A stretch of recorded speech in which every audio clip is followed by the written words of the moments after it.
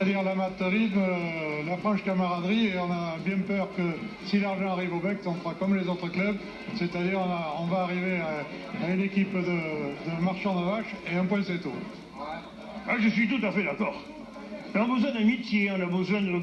Payez-nous des maillots si vous voulez, on pourra les déchirer, mais c'est tout ce qu'on a besoin. L'argent, c'est l'esprit, le bec, c'est pas l'argent.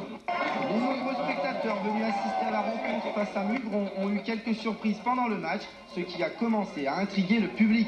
Et ils n'ont pas eu tort de se poser des questions, puisqu'à partir de ce moment-là, tout n'a été que dérision. De faux sponsors ont fait leur apparition sur la pelouse du stade Lasserre et ont remis 2 chèques d'une somme astronomique de 10 € chacun. C'est quand même assez révolutionnaire. À 100 ans de bec, c'est la première fois qu'on a autant de sponsors qui arrivent. Ça va être l'année prochaine une grande saison pour nous, puisque on va pouvoir quand même voyager avec des bus tout équipés. Et donc là, ça va être une révolution pour nous. Puis la course est réunie pour juger les coupables de l'échec du bec en championnat.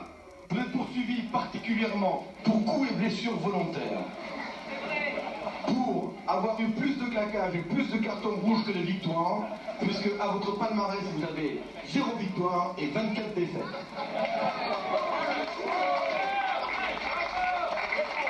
Avez-vous quelque chose à décliner pour cette responsabilité? Comptable. Le bec allait-il être pardonné de ses fautes? Eh bien oui, car le pape est venu jusqu'à Talence pour donner le pardon aux bécistes. Certains membres de l'église ont suivi son déplacement en priant pour le bec. Et c'est le bec, c'est à l'image de ce club. Je crois, ils ne sont pas leur premier coup d'essai, mais là je crois qu'ils avaient envie de marquer le coup.